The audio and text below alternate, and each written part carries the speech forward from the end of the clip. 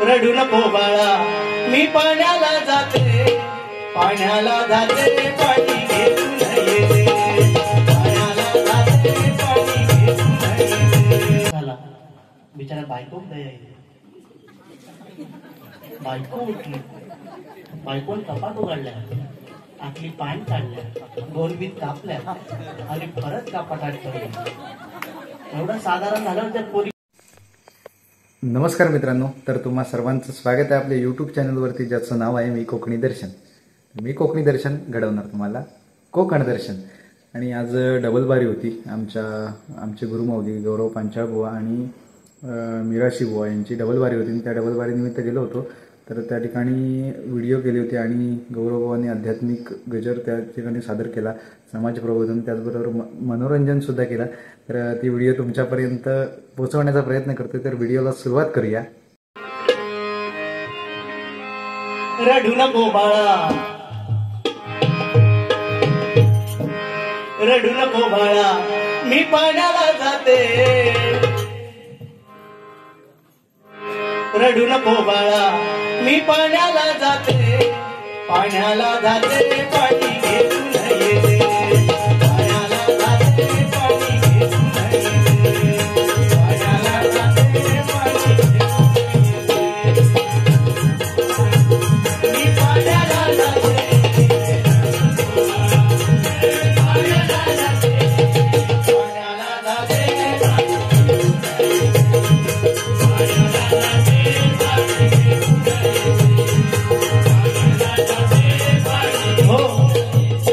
बुवा मला काय बोललेच नाही अजिबात. एकही शब्द बुवा मला बोललेला नाही. वास्तविक बोलायला हवं होतं भरपूर. आता गजर माझ्याकडे आहे.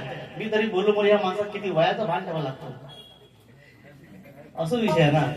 तर बोलून बोलून मी किती बोलणार एकटा माणूस. आणि याने आधीच मान टाकला नाही. माका सांगतात गौरव हा चांगला माणूस हसता बुवा हसत. ही प्रत्येक अशी बारीक करताना बुवा आपला चेहरा हा कायम हसतच असतो. आणि समोरच्याला आपण मान सन्मान देऊनच बुवा बारी करतो. फक्त समोरचा आपल्याला बोलला तर आपण बोलला म्हणजे काय तत्वाशी आपलं भांडण असतं. बुवानी गाणं म्हटलं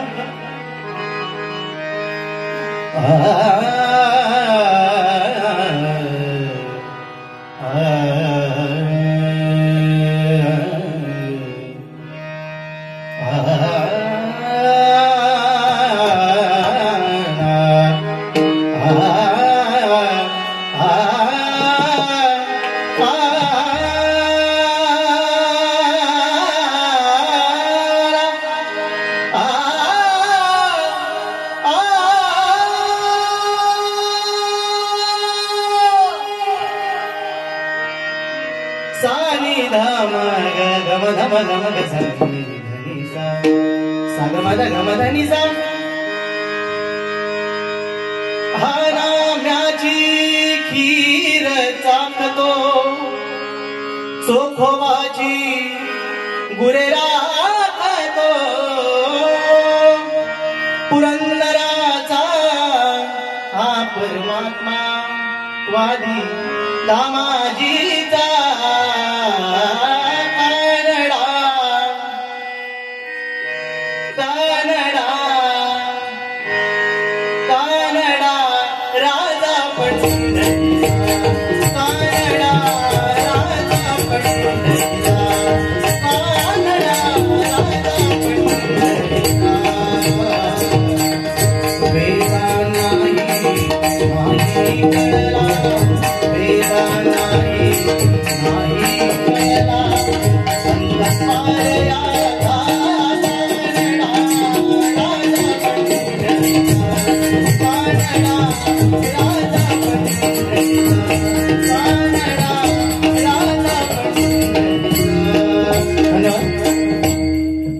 गजराला सुरुवात करूया. कारण हा आईचा गजर आहे. गजराच्या माध्यमातून चांगला सांगण्याचा प्रयत्न नक्कीच करणार आहे. बुवानी तसे काय मुद्दे मांडलेत काय बरेचसे. एकदा बुवानी सांगितलं की शाळेत असतानाचा विषय की आजोबा तुम्ही लपा तुम्ही दडा असं काहीतरी बुवानी सांगितलं. हरकत नाही. एकदा असं विषय झाला तुमका सांगते. बुवा आता तुम्हाला बघितलंच बुवाकडे ते एकदम चिकने दिसतात. अगदी पोटबीट घालून लिहिले. हल्ली हल्ली ना बुवांचा काय झालं मला समजत नाही. हल्ली कोड घातलं म्हणजे मोठं बुवा विषय झालेला. म्हणजे आम्ही आपले शर्ट घातला की आम्ही आपले साधे भाऊ आहेत, आमचा काय व्हॅल्यू नाही. आमचा कोटपीठ घालून अगदी भारी आहे. नको माका नको, बरा तुमकाच चांगला दिसतात. तर आणि बुवांची अशी सवय, बुवानी आता बुवाने पॅन्ट घालायला लागले, पूर्ण पूर्ण फुल पॅन्ट घालायला लागले. लास्ट टाइम ते नेहमी बुवा हाफ पॅन्ट मध्येच असतं. हाफ पॅन्ट माहिती आहे ना. आणि एकदा असं विषय झाला, तुमचं खरं सांगतोय मंडळी, गावात बुवांच्या पूजा, वाडीतली पूजा ठरली. आपला कसा हा कार्यक्रम आहे, गावात पूजा ठरली आणि बुवांच्या लक्षात आलं, मनात आलं की आता इतके वर्ष झाले मी हाफ पॅन्ट घालतोय, आता काय करायचं. तर आता आपण ह्या पूजेला म्हणता फुल पॅन्टच घालायची. काय म्हणता, निर्णयच केला म्हणता फुल पॅन्ट घालायची. माझ्या सासरवाडीच्या बाजूला दुकान आहे, त्या दुकानात गेले. त्या दुकानातून एक पॅन्ट विकत घेतल्याने म्हणता उद्या कार्यक्रमात एक पॅन्ट घालणार म्हणजे घालणार, फुल पॅन्टच घालणार. पॅन्ट घेतल्याने पॅन्ट घेऊन आले, आपल्या घराकडे गेले, घरामध्ये गेले आणि पॅन्ट घालून बघितल्याने तर इथे 2 वीत मोठी पॅन्ट, 2 वीत मोठी भेटल्यावरती आता बुवाच्या लक्षात येणार, आता उद्या कार्यक्रम आलो करू, आता पॅन्ट मला ही कापून कोण देणार.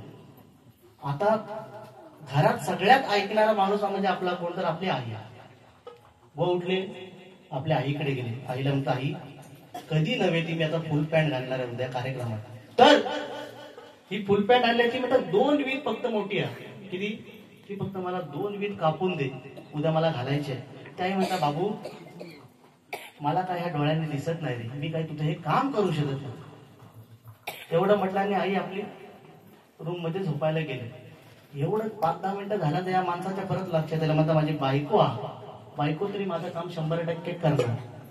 बायकोकडे येऊ माणूस गेलो, बायको सांगता, हो उद्या म्हणता वाडीची पूजा, माका फुल पॅन्ट घालूची आहे. फुल पॅन्ट आणलाय, पण फक्त प्रॉब्लेम एवढं होता की 2 वीत म्हणता मोठी आहे, ती फक्त कापून मला दे. बायको म्हणजे तुम्हाला माहिती आहे, हो तुमचा समजत नाही काय, इथं दिवसभर कामं करून करून मी थकते आणि तुम्ही मला ही कामं करता, मला काय जमणार नाही. असं म्हटल्यावर हो माणूस अजून गलपाटलो. थोड्या 5-10 मिनिटांनंतर ह्याच्या परत लक्षात, माणसांच्या लक्षात इला ह्या बुवांच्या की माझी पोरगी हा बालकी, चेडू हा माझा चेडू. त्या चेडवाक तरी सांगतंय की माझी पॅन्ट तेवढी कापून दे. चेडवाकडे गेले, त्याचा पॅन्ट झाले, म्हणतात बाबू चेडवा माझी पॅन्ट 2 वीत म्हणता मोठी आहे, ती फक्त मला कापून दे, उद्या मला पूजेत घालूची आहे. तर चेडू म्हणता, बाबांनो माझा अभ्यास आहे, मला काय अभ्यासात जमणार नाही. एवढं म्हटल्यावर ह्या माणसाची तळपायाची आग केली मस्तकात. पॅन्ट बिन गुटाळ्यांनी कपाटात फेकून दिल्यांनी जाऊन झोपलो. आता सकाळी उठून म्हणतात शेवटी माझ्या नशिबात म्हणता हाफ पॅन्ट आता करायची का. झोपलो, रात्रीचे साधारण 11 वाजले. शेवटी आयशीचा काळीज होता. आईशी त्या बुवांची आई उठली, म्हणतात कधी नव्हे ते माझ्या संतोष बाबूने पॅन्ट आणलेली आहे. त्या आयशीने त्या कपाटातली पॅन्ट काढल्या, 2 वीत कापल्या आणि होती तशी परत शिवून त्या कपाटात ठेवून दिल्या. झाले एक अर्धा-पाऊण तास झाला, बिचारा बायको दया येते. बायको उठली, बायकोन कपाट उघडल्या, आतली पॅन्ट काढल्या, 2 वीत कापल्या आणि परत कपाटात ठेवल्या. एवढं साधारण झालं, त्या पोरगीचा अभ्यास संपलो. पोरगी चाळवली. पोरगी म्हणता पप्पा माझ्यासाठी एवढा खर्च करतात, शाळेत जाण्यासाठी एवढं काय काय करतात. पोरगी कपाट उघडल्या, पॅन्ट काढल्या, 2 वीत कापल्या आणि होती तशी परत ठेवून दिल्या. झाला आता पूजेचा दिवस उजाडलो. माणूस उठलो ताडतं सकाळी, म्हणता आता फुल काय कशी लांबडी आहे ती लांबडी घालूया. या माणसानं कपाट उघडून बघितलं आणि पॅन्ट घालून बघतात तर पहिलं हाफ पॅन्ट वर गेलो. म्हणजे मंडळी कसं आहे माहिती आहे, एखाद्याच्या नशिबात जे असतं ना ते घडतं.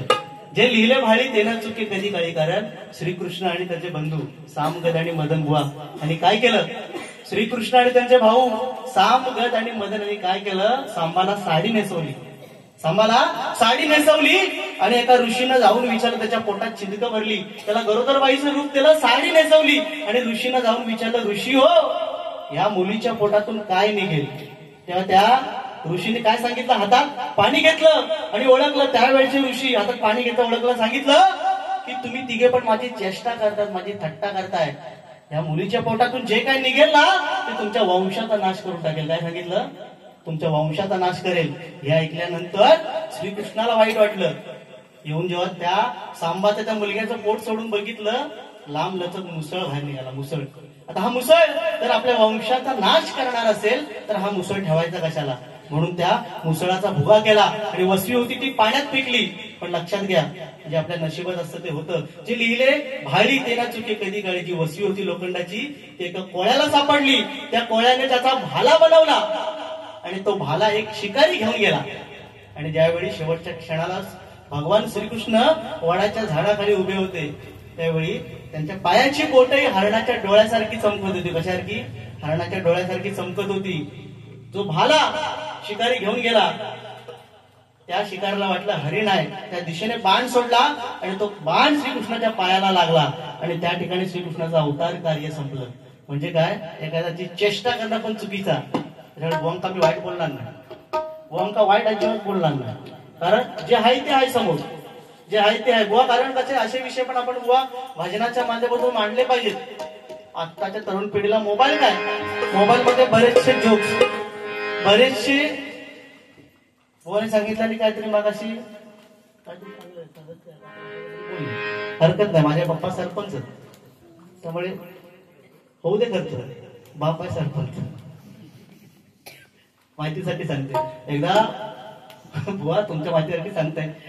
गावातला आमच्या माणूस एक बिचारो कर्जात एवढं डुबलो, एवढं कर्जात डुबलो, पागल झालो देवाच्या मागे. रोज त्या देवाक चिठी लिहायचो, देवाक चिठी लिहितो.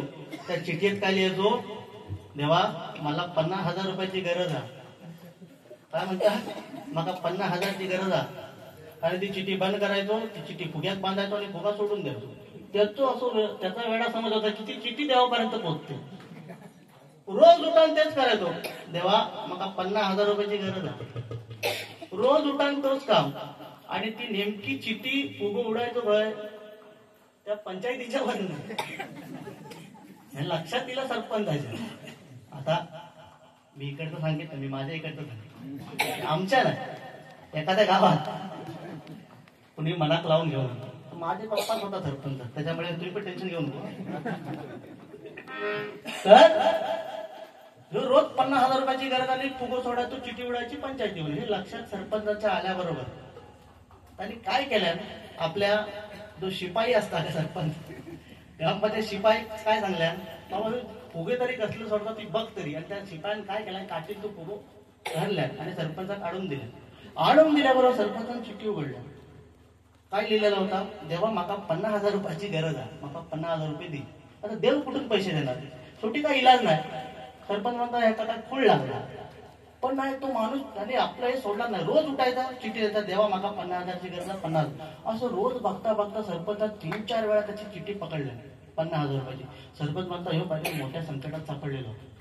सगळ्या आपल्या स्टाफला सदस्यांना गोळा केला सरपंचाने. आणि काय म्हणता, सगळ्यांना गोळा करून सरपंचाने काय केला, इकडून तिकडून इकडून 2,000, 3,000, 4,000, 5,000 असे 25,000 रुपये जमा केले. कोणी बघा, त्या सरपंचाचं किती मोठं काळी झालं. 25,000 जमा केले. आणि जो माणूस चिठी लिहायचा 50,000ची गरज आहे, ती मस्तपैकी पाकिटात भरला सरपंचाने ती पैशाने. त्या जो चिठी लिहायचा त्याच्या हातात नेऊन दिला. हातात नेऊन दिल्याबरोबर त्या माणसानं रोजच्या अर्धा पाकिट उघडलं, पाकिटातले पैसे मोजले, म्हणतो 25,000. पण तेवढ्यावर तो थांबलो नाही. दुसऱ्या दिवशी त्याने परत चिठ्ठी लिहिली, परत चिठ्ठी लिहिली, चिठ्ठी वर सोडून दिला. आता सरपंचाच्या लक्षात येईल नाही, एवढे 25,000 दिले तरी हे परत चिठ्ठी लिहितात. सरपंच शिपाई परत एक चिठ्ठी पकड. त्या शिपाई चिठ्ठी आणल्या आणि सरपंच चिठ्ठी उघडून बघितलं तर म्हणता, देवा त्याने काय लिहिलं होतं, देवा तुझ्याकडे मी 50,000 मागितले होते, तू मला दिलेस हे ठीक आहे, पण त्यातले 25,000 मता सरपंचाने खाल्ल्या नाही, मला 25,000च दिले.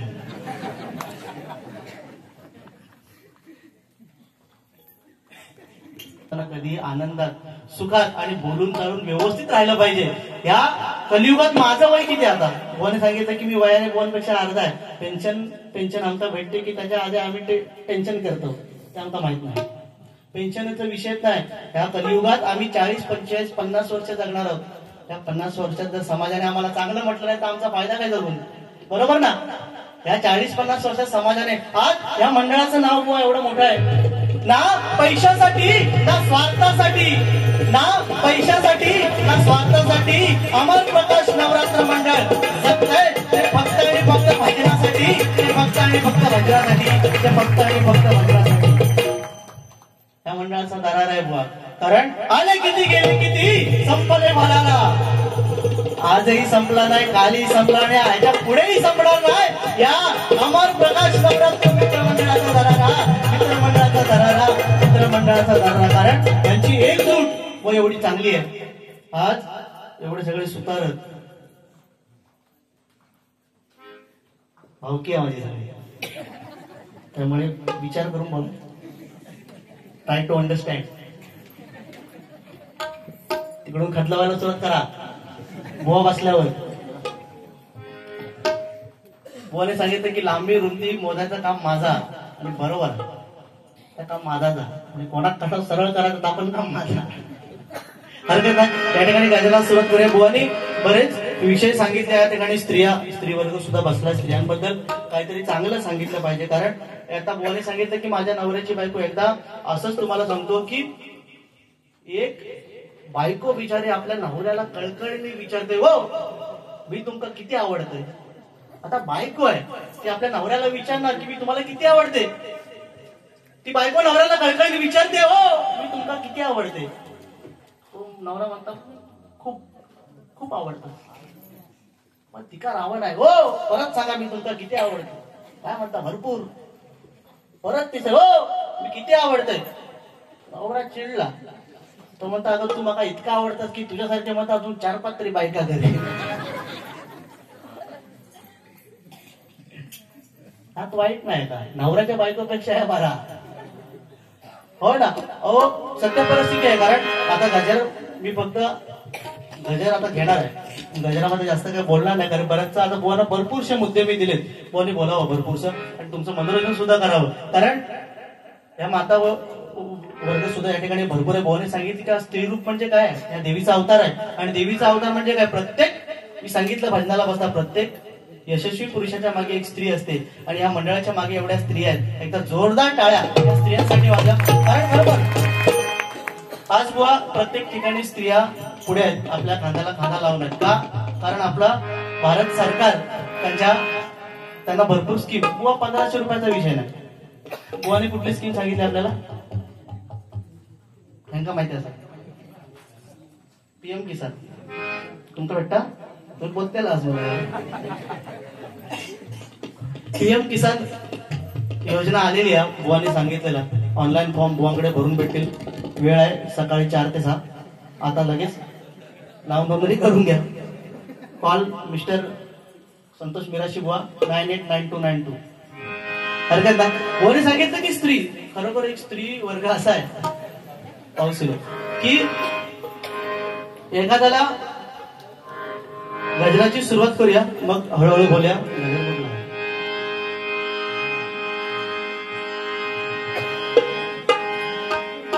कारण हा नवरात्र उत्सव आणि नवरात्र उत्सवाच्या निमित्ताने या ठिकाणी ही बारी या ठिकाणी गजर सादर करतोय.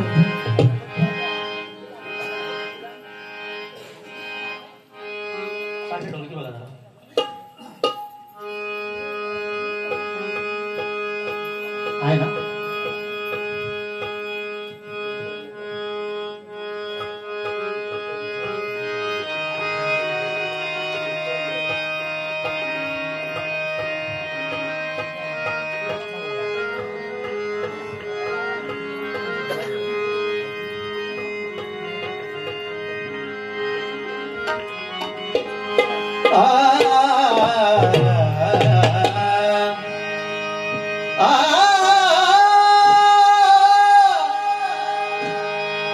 दुर्गाई देवी माते जगी महिमा तुझा थोरा.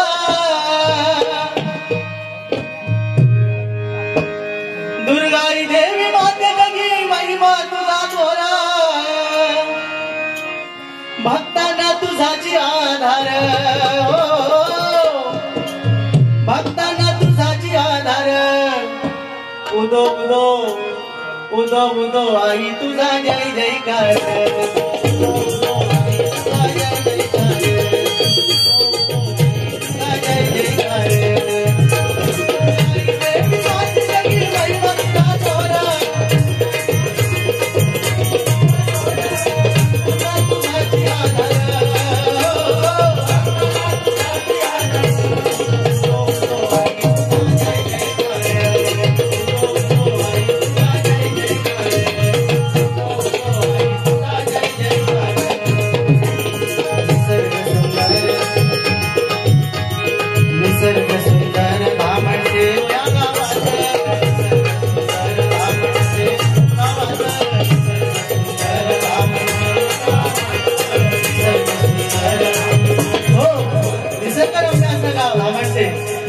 ही पंचावळी आणि त्या ठिकाणी हा मोठा कार्यक्रम साजरा होतोय. कसा बघा, निसर्ग सुंदर धावण देव या गावात, निसर्ग सुंदर धावण देव या गावात.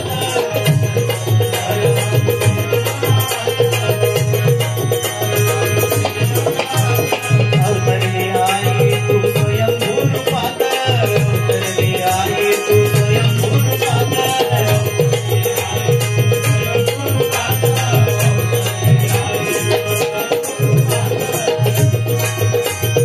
जागृत हे स्थान सुंदर, जागृत हे स्थान सुंदर, जागृत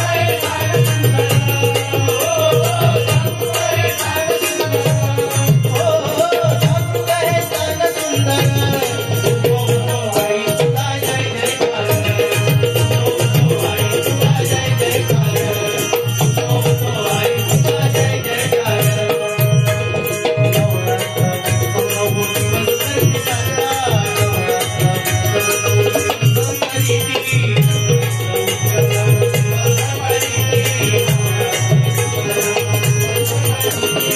आई तुझा जय जयकार, आई तुझा जय जयकार, आई तुझा जय जयकार.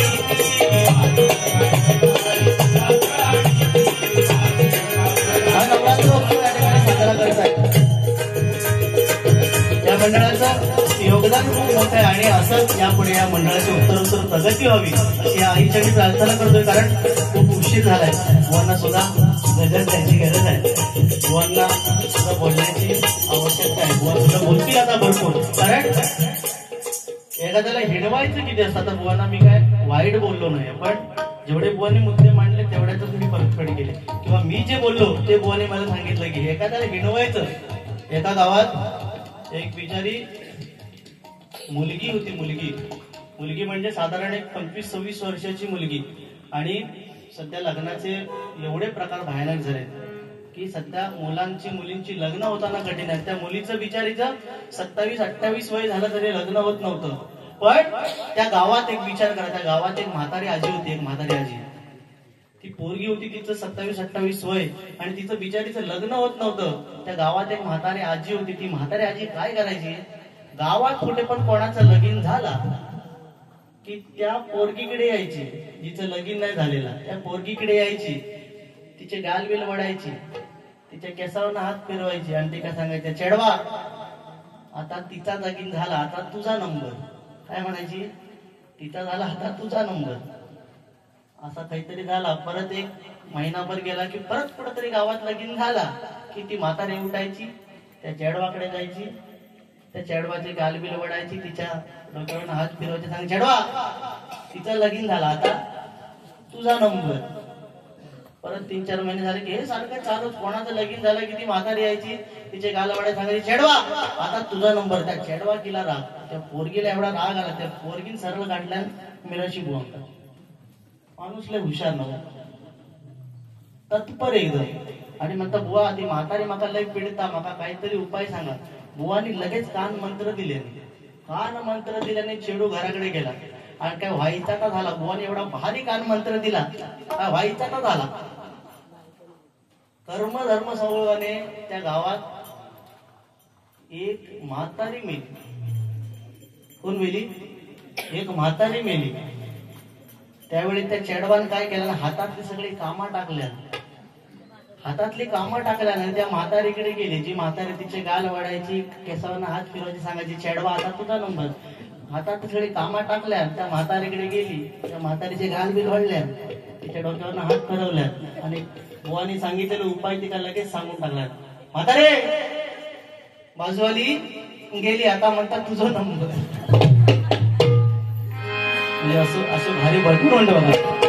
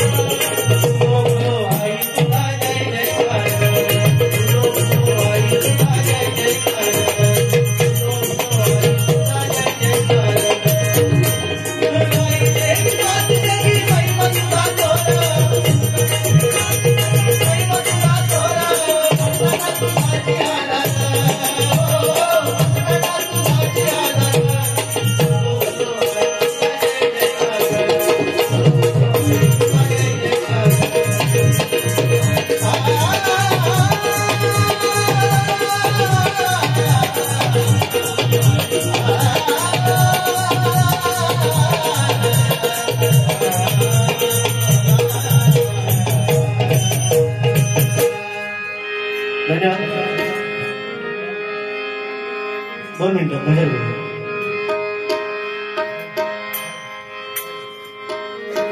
नमस्तुते शारदे माते नमोस्तुते शारदे माते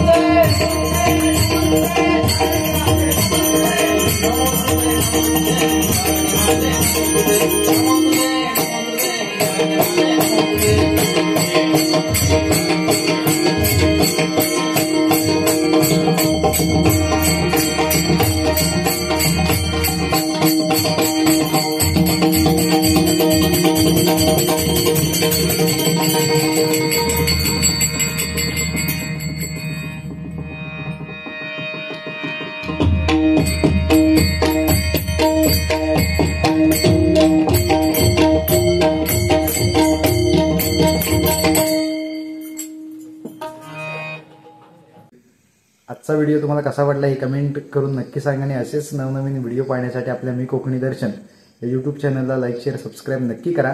मी कोकणी दर्शन घडवणार तुम्हाला कोकण दर्शन. चला तर भेटू पुढच्या भागमध्ये.